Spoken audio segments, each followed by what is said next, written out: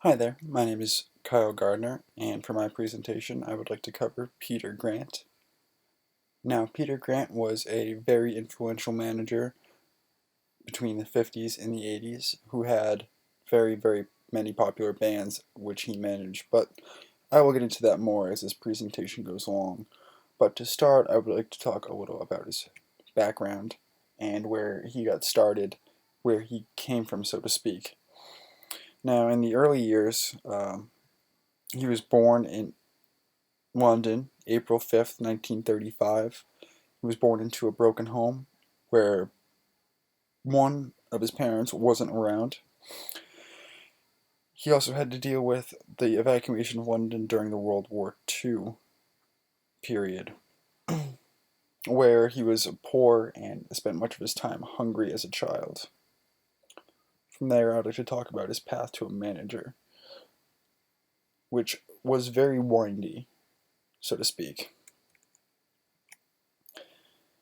Now, Peter Grant had a lot of jobs before he became a manager for some of the 20th century's most popular bands. He worked as a stagehand, which has a little bit to do with being a manager in the music industry, a messenger, a bouncer, a movie extra, a waiter, and at the least relevant to what he finally became would be a professional wrestler, which is kind of odd, but good for him. He eventually got discovered and utilized by a man named Don Arden, who is Sharon Osbourne's father. At that time, he was an extremely important man in the music industry, and he actually had Peter Grant manage the European tours for Little Richard and the Animals. Now, Peter Grant also managed very many other popular bands, as I mentioned earlier. Some of these would be probably his most popular: Led Zeppelin,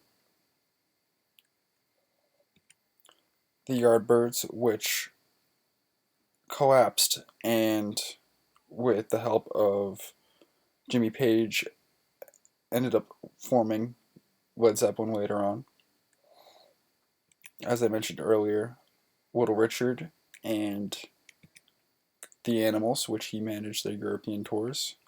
But he also managed Chuck Berry and Bad Company, just to name the most notable ones.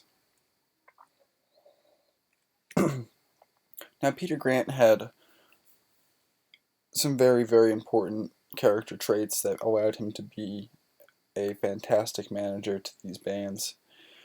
I think one of the most important ones that he had was his belief in the artists and how much he supported them.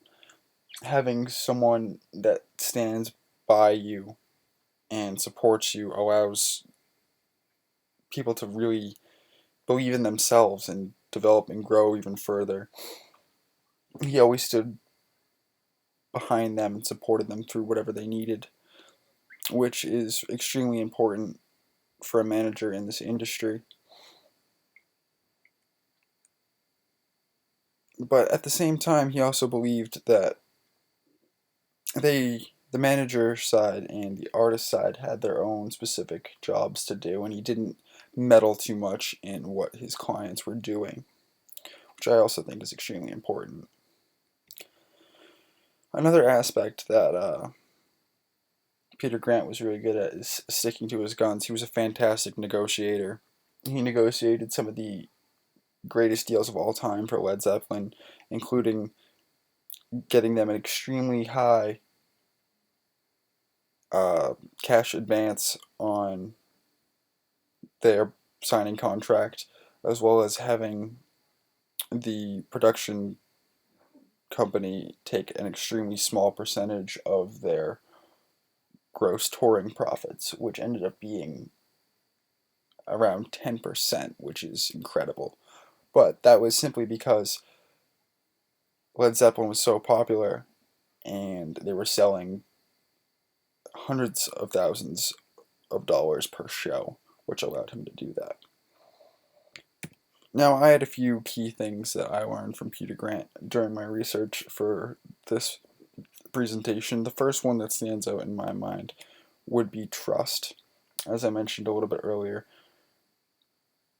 Peter Grant believed that the manager side and the artist side had certain jobs to do on their own. He didn't feel it was essential to meddle in their business when it comes to how things are performed or how things are written, which gave the band more trust in him and allowed each side to really focus on what their job was and what they needed to do to be the best that they could be, which I think made him one of the best managers of all time. Also, he had an extreme amount of determination. As I mentioned in the history slide, he came from London at a very rough time, and he had a lot of jobs that he wasn't really interested in growing up, and eventually that led him into something that he was passionate about and he could develop himself in. But he had to stick with it. He was very determined, and he also stuck by all of his artists as the years went on, which was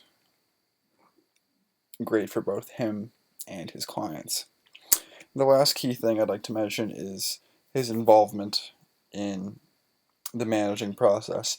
He was not a standoff manager where he wasn't around for the band. He was very, very involved in their process, but not overly involved.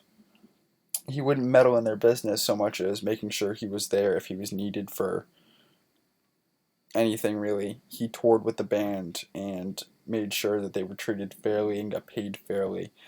And I think that's kind of where his early days of being a bouncer gave him some useful experience.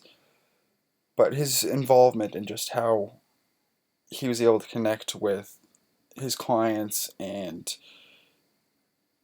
the customers around him, I think really made him such a asset to the bands that he worked for. On this slide, you'll see the references of where I found my information for this presentation. I'd like to thank you so much for listening. Once again, my name is Kyle Gardner. Have a great night.